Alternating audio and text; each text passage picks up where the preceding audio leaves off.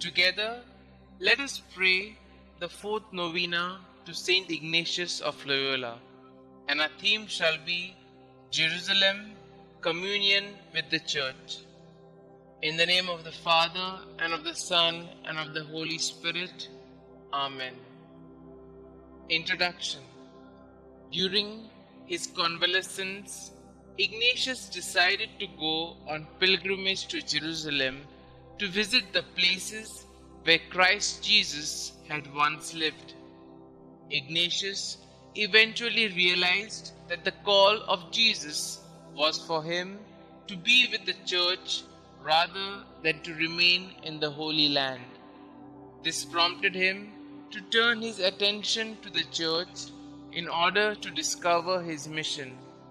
We may say that it was in Holy Land that Jesus led him to the church. In the end, this communion with the church enabled Inigo to place himself under obedience to the Pope. Ignatius inspires all of us today to love the church and work for her growth and preservation. During today's novena, we shall pray for the grace to listen to the promptings of the Holy Spirit and discover God's mission for us by developing deeper communion with the Church. Opening prayer. Strengthen us, O Lord, in these challenging times to be with the Church, to love her as our mother, to think and feel with her, and bring more people under her care and protection. Help us all to continue the saving mission begun by your Son. Amen.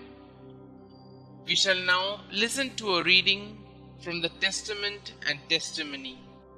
His firm intention was to remain in Jerusalem, continually visiting those holy places, and in addition to this devotion, he also planned to help souls.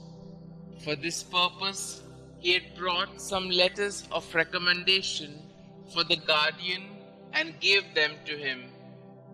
He told him of his intention to remain there because of his devotion, but not the second part about wanting to help souls, because he had not told this to anyone, whilst he had frequently made public the first.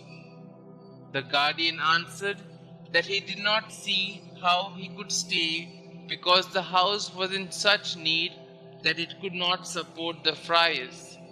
For that reason, he had decided to send some with the pilgrims to these parts. The pilgrim replied that he wanted nothing from the house, except only that when he came sometimes to confess, they would hear his confession. With that, the guardian told him that such an arrangement might work, but he would have to wait for the coming of the provincial who was at Bethlehem. By this promise, the pilgrim was reassured and began to write letters to Barcelona to spiritual persons. Having already written one, and while writing another on the eve of the departure of the pilgrims, he received a summons from the provincial and the guardian. The provincial spoke kindly to him, saying that he knew of his good intention to remain in these holy places, and he had given much thought to the matter. But because of the experience he had had with others, he judged that it was not expedient. For many had had the desire, but some had been captured and others killed, and the order had later been obliged to ransom the captives. Therefore, he should prepare to leave the next day with the pilgrims. It is not surprising that Ignatius, who during his convalescence had been fascinated by his reading of the life of Christ, wanted to personally live in the land where Jesus had lived, moved, died, and risen. But he learned to his dismay that this was not God's will.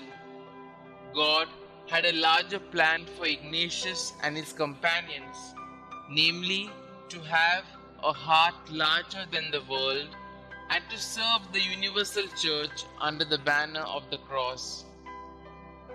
Let us now pause for a while to introspect on our experiences, past and present, of tussles between our plans and God's will.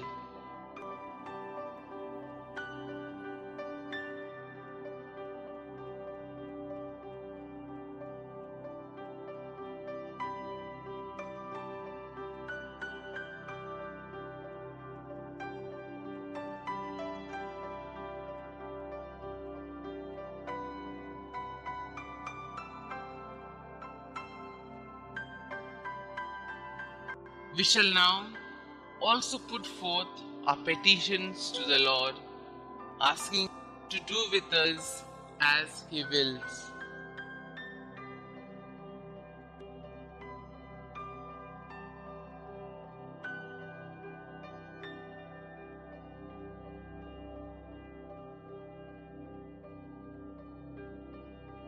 Our response shall be, Holy Father Ignatius, pray for us. Let us pray for the Holy Catholic Church, that the shepherds of Christ's flock may carry out their ministries with holiness and zeal. May the bond of love grow stronger among the people of God, and may they find true meaning in following Christ, the messenger of love. For this we pray. Holy Father Ignatius, pray for us. Let us pray for those who have gone away from the church due to crisis of faith. We pray that they turn away from their painful past, be reconciled with the church, and return to the Lord. For this we pray. Holy Father Ignatius, pray for us. Let us pray for the members of the Society of Jesus and the Ignatian family. We pray that they touch the lives of people with the riches of Ignatian spirituality, so that they grow in deep personal love for Christ and carry out Christ's mission of love. For this we pray. Holy Father Ignatius, pray for us. Let us pray for peace and harmony in present-day Jerusalem. We pray that a sense of humanity, sensitivity, and care for each other may grow in the people living there, that this holy place be a center of unity for all religions and cultures. For this we pray. Holy Father Ignatius, pray for us. Let us pray for religious harmony in our country, India. We pray for the victims of religious hatred and violence. May those who work for human rights, justice, and harmony find strength, enthusiasm, and fulfillment in the good works they do. For this we pray.